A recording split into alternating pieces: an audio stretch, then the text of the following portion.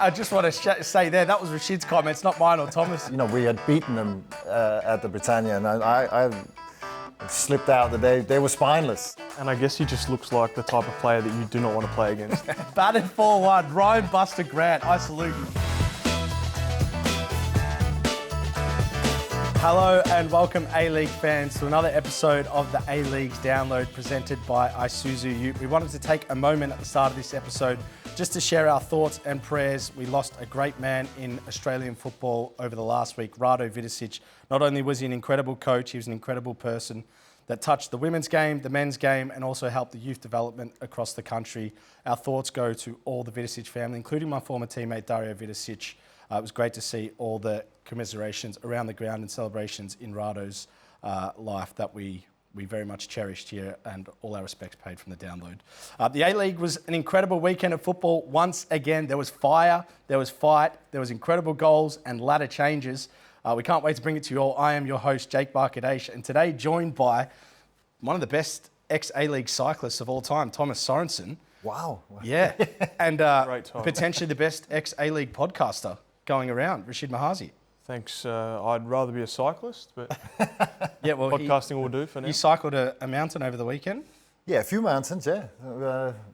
Training camp at the moment, into competition in March. So I thought you were done with training camps. No, I love it. Yeah, absolutely brilliant. Well, guys, we've got a lot to go through today. There was many great games around the competition, some incredible goals. Our producers had a hard time picking the bangers this week, and we're going to start here with a man, Rashid, that we met early in his tenure at Sydney Olympic, Ali Auglah, who broke his, opened his new account across the A-League for Central Coast here.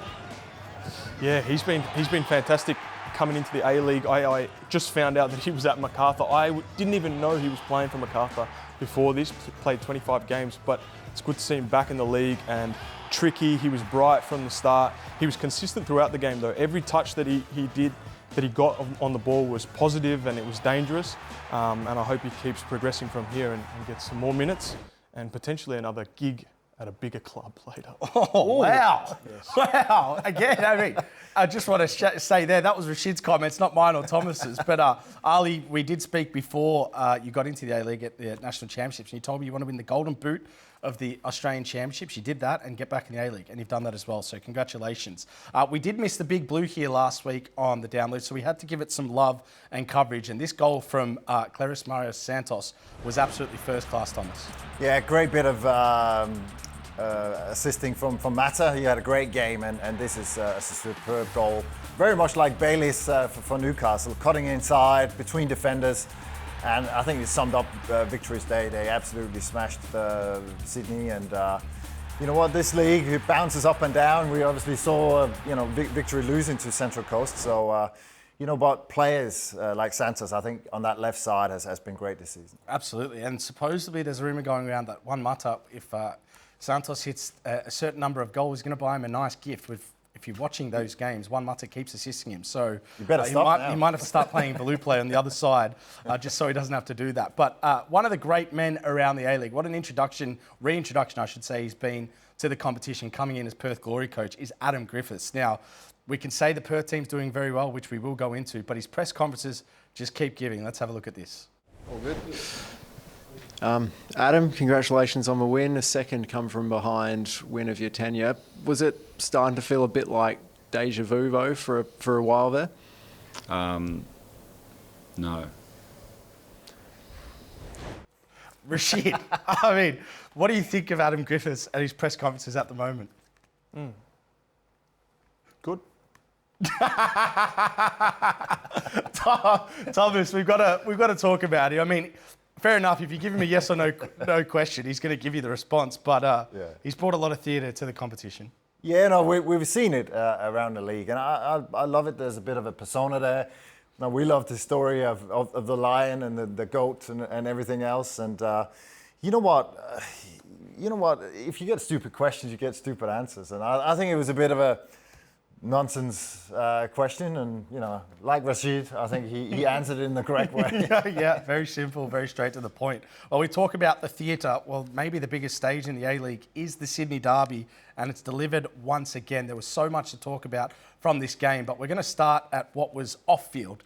and this was going through Pantazopoulos and Ryan Grant. Now, before we go into Ryan Grant's comments, did you guys see Pantazopoulos' pre-game comments? Yes. Yes, we did. Weak as piss. Weak as piss, he said. I expect them to be the same again. Yeah. Thomas, your thoughts on that, just because, can add a bit of pressure to your team as well, but obviously if you are the successful side of it, like he was in the first derby, you kind of become this legend.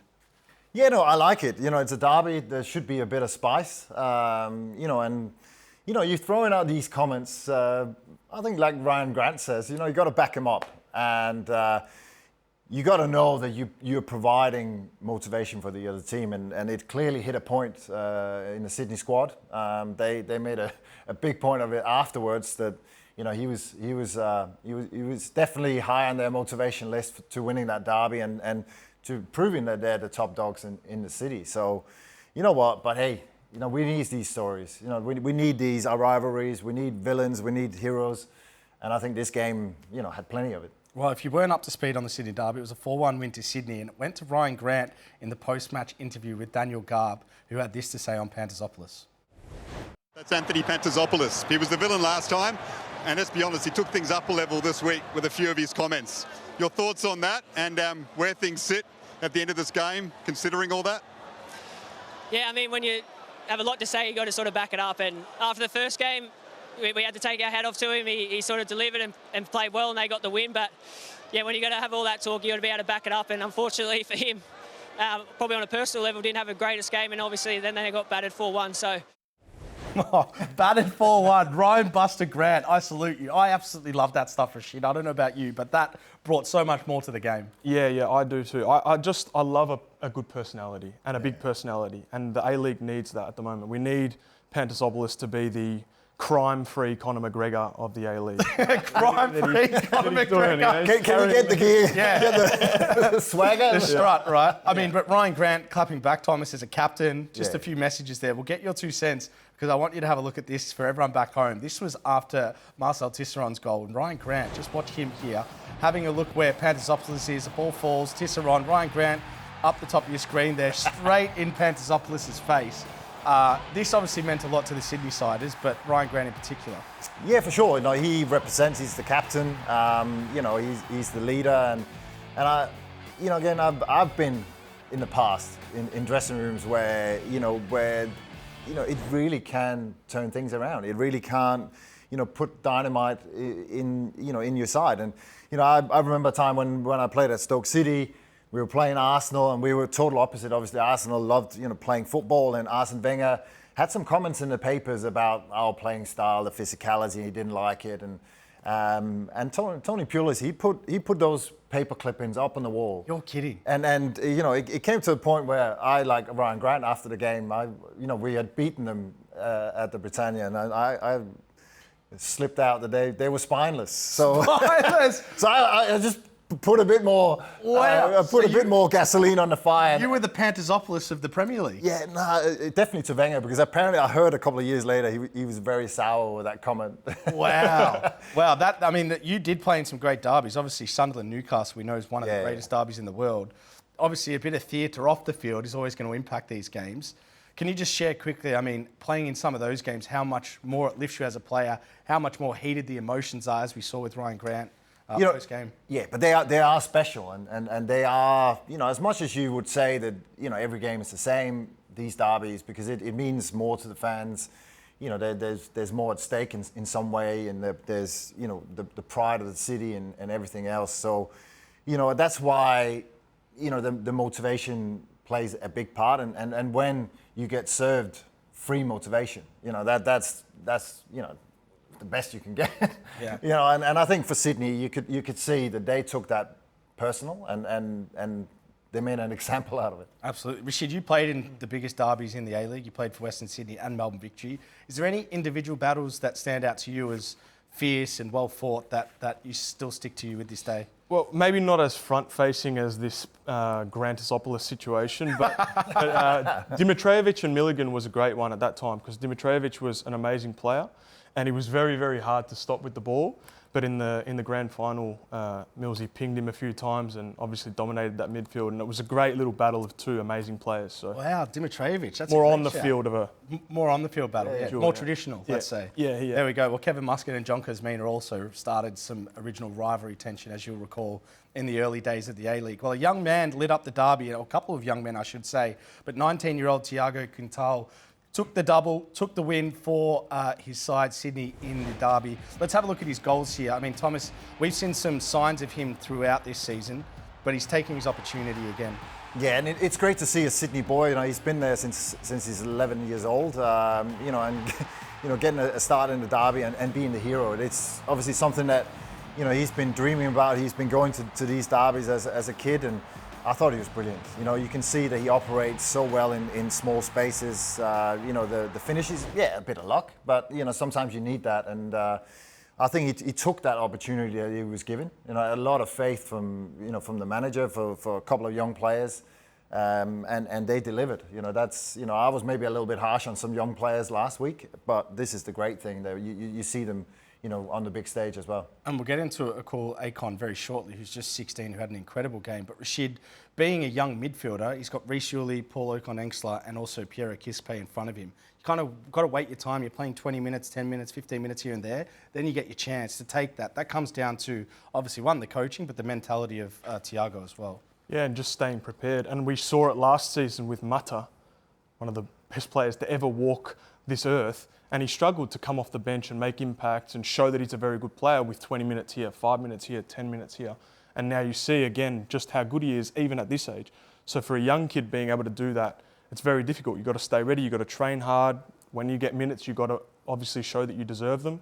And I hope these 2 goals have helped him do that. Yeah, well, and cool, Akon, he's a player that was actually on the other side of the fence, a Western Sydney Wanderers Academy product. I was told he was one of their best products, Thomas, and there was a discussion around keeping him at the Wanderers. He wanted to stay there, I believe. He wanted to train with the first team. He didn't exactly get those privileges granted.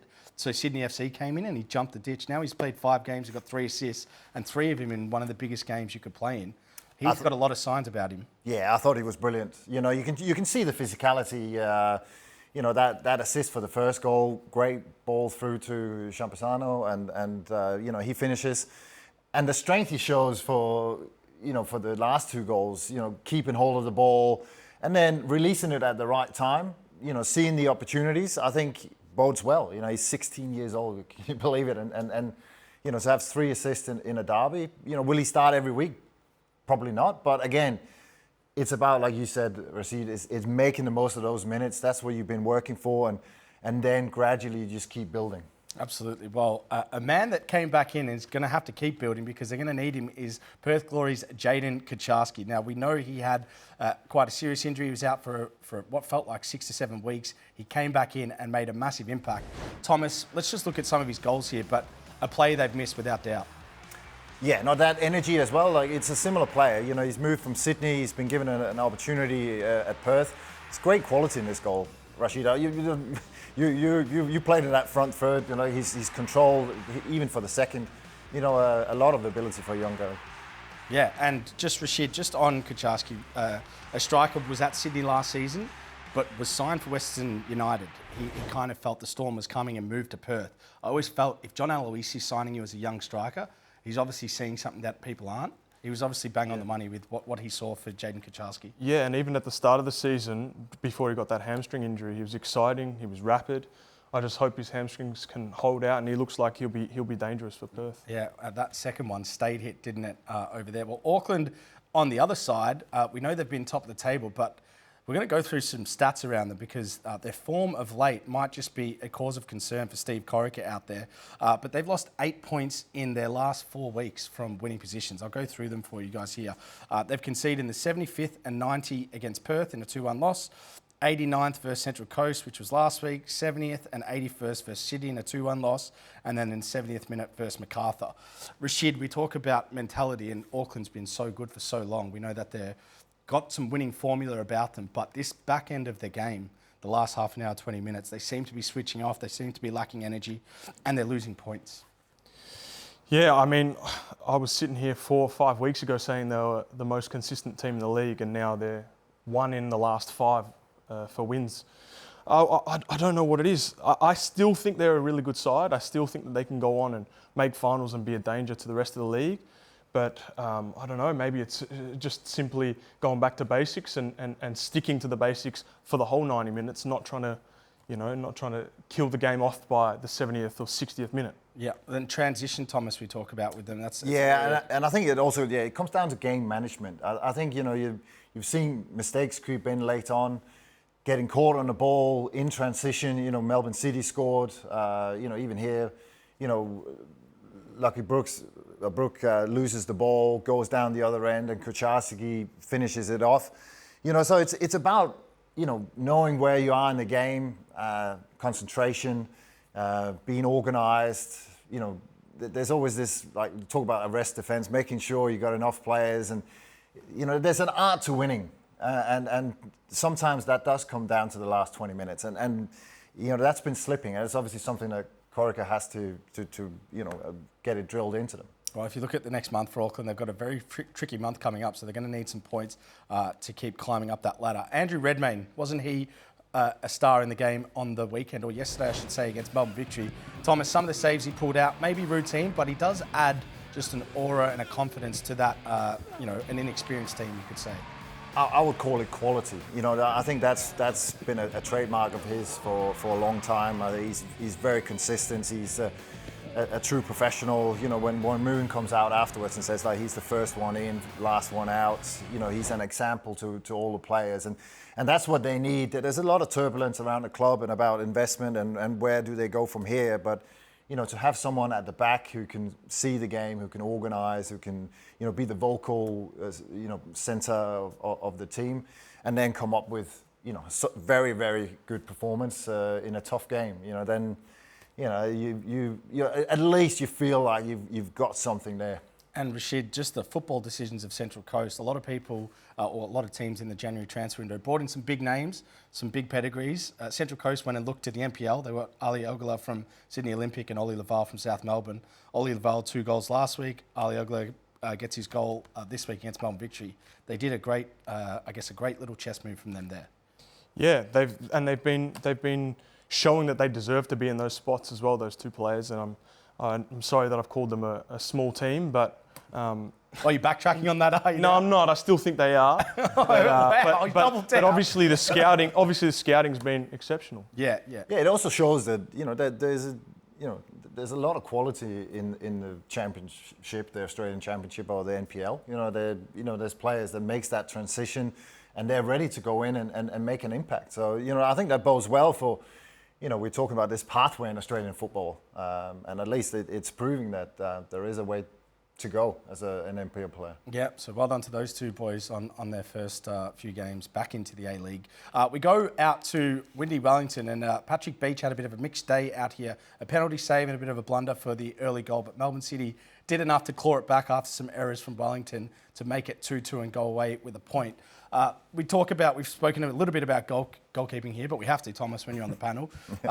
Just going through the first goal was a bit of a conundrum, something uncharacteristic from Patrick Beach, but this is the moment here. Take us through it. Yeah, you know what? As a golden rule for a goalkeeper, if the defender is in control of the situation, there's no need for you to get involved, especially not outside the box. And it's just a lack of communication, and also, I think the defender can get out of the way, but take nothing away from Eze. He uses his strength.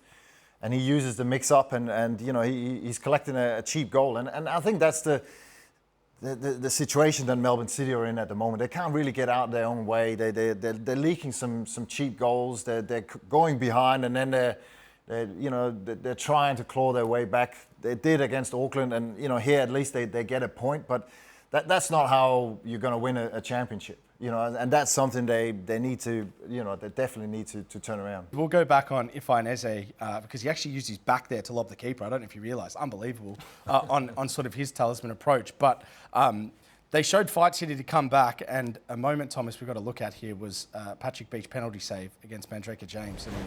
And another great little moment for him after what was a tricky start to the game. Yeah, again, he redeemed himself, and that's all you can do as a goalkeeper. You can, you can be a villain, but there's always an opportunity and a chance to turn that around. if I look back, there was plenty of times where I went both ways. So that's the fun part of goalkeeping is that, you know what, it only takes one save and you'll be remembered. And he's had a bit of a turbulent time over the last couple of weeks, but here he shows that he's hugely important for Melbourne City. And Ifeanyi Eze, Rashid, let's talk about him because it feels like he's scoring goals in every way, shape and form as a striker. He's been a real coup for Wellington and the A-League. Yeah, and I guess he just looks like the type of player that you do not want to play against. I feel like the centre-backs just hate playing against him. He runs at everything. He looks like an absolute beast. He's so strong and obviously can finish as well. Now, top goal scorer of the league with Lockie Rose as well, but at a team that's sitting 10th, that's pretty incredible. Yeah, do you think just with that, obviously sitting 10th, maybe not having as much creative quality as some other teams, can he win the Golden Boot?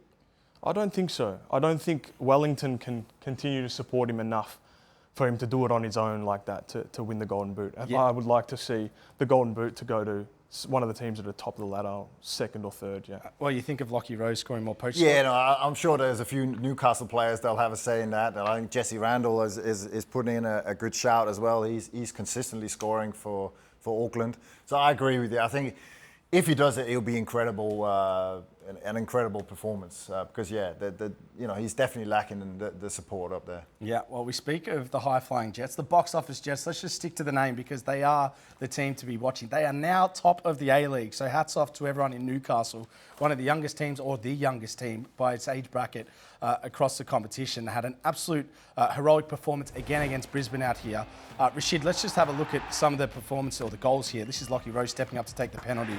We spoke about the energy last week of this stadium, but the players, their fitness, the way they're moving, how are you seeing the Jets at the moment? Well, they benefit from having such a young squad. They're a slightly older version of the class of '92 Milligan's put together here. They had the biggest capacity of a crowd since 2018 Grand Final, so that's good to see. And for me, they're the most exciting team to watch in the whole league.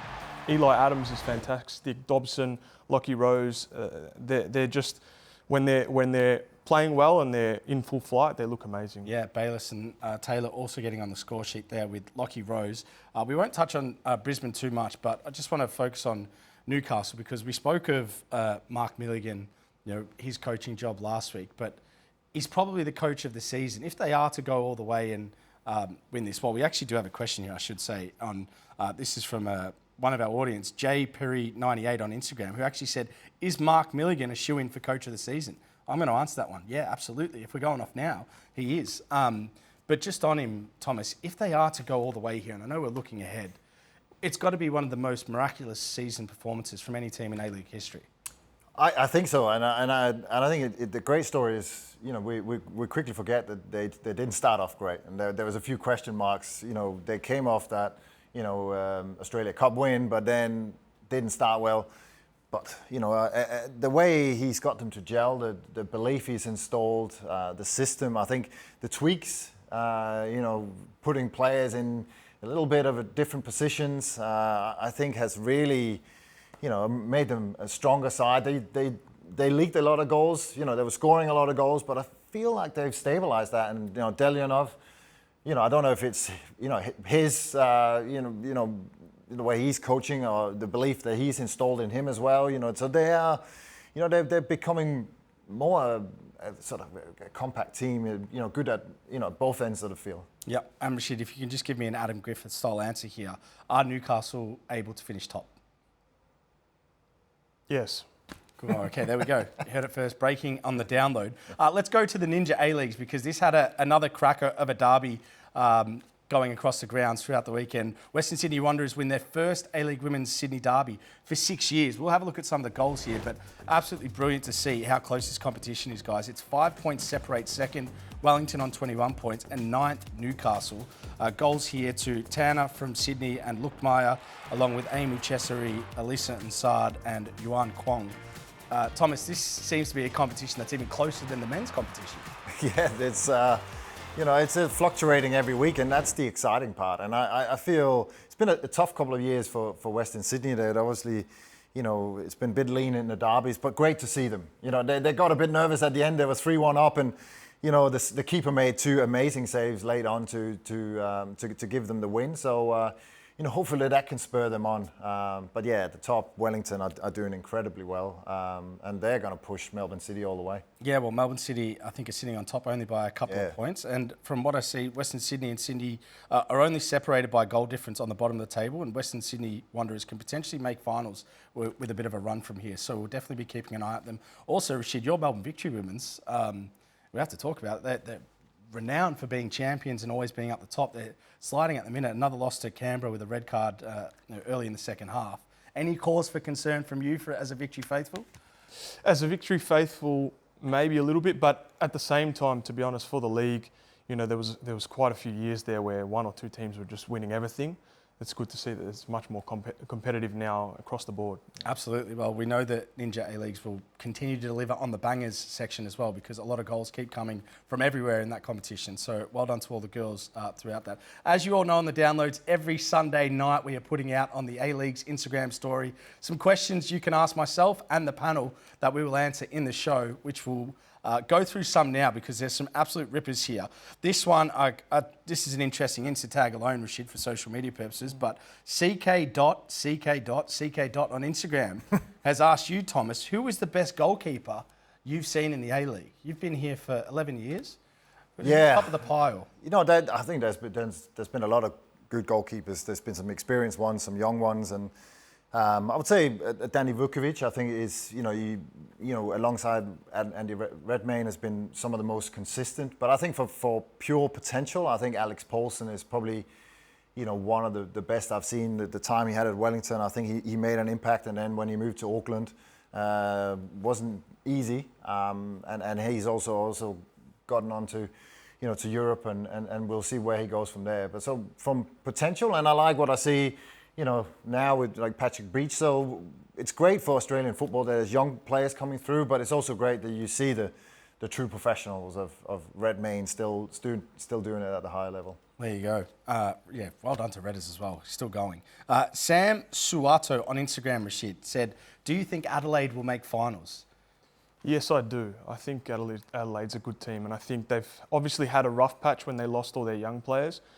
But you can see that they're starting to gel again and they're starting to find their feet, and I think that they can definitely make finals. They're a great squad. I don't know if you watched the game of the weekend, but Yaya Dakuli was unbelievable. I mean, some of the addition back now of these Olyroos players is going to make a big boost for their run. I dare say if he can work out his end product, if that end product becomes just 10%, 20% better, he'll get a move to Europe. And then the final question we have here is from laser_bat21. Rashid, I'm going to give you this one. Why is victory sometimes good and sometimes horrible? Well, laser_bat21, that's just football. All teams are sometimes maybe good, sometimes maybe shit. I think it's harsh to say that they, I thought shit. On paper, they should have won against Central Coast. They had plenty of chances. I think they had about 26 shots. And it's unbelievable they didn't score in that. It's just sometimes fails in that final third. They had that 4-0 against Sydney, but here and that's probably been the problem. I think they've turned the corner and are fairly consistent. It's just maybe the end product. Yeah. Again. When we speak about inconsistency, I guess on the show, sometimes you've used the word mentality. Is there a challenge with that with victory, just with the up and down, or are they still kind of fielding their best team, but bringing in Charles Nduka came on and looked lively, had a couple of opportunities? I think they've looked good for a while, I must say. And sometimes the finishing, they should have scored. A couple of goals. Was it in Kuku? And Nduka. Oh, Nduka. Nduka. He had a couple of half chances, the Virgos as well. So they had and they need to get the ball over the line ultimately. And, that's probably where I can see the inconsistency. My serious answer is I think that they're in their spine, they're missing a little bit of, obviously they've got Mata there, but Virgos and then the defensive midfielders and the centre-backs. There's no one there that I look at as completely consistent that is going to provide the rest of the team with the consistency. Well said, and probably worth giving a shout out to Central Coast, who went 40 minutes with 10 men against a Melbourne Victory team that was just peppering them to pick up that victory. So well done to them. Guys, unbelievable weekend of football. The derby delivered. Pantazopoulos and Grant. Grantazopoulos, we're calling it. We all enjoyed it. Oh, it's fantastic. And Great week. just to see the amount of people in the stand, up in Newcastle at the derby, so I think the A-League is trending at least, in the right direction, which is great. And anyone can beat anyone, which is, I'm loving. Yep, anyone can beat anyone, as you heard it here. Thank you, everyone, for tuning into this episode. We hope you enjoyed it. We'll see you next week.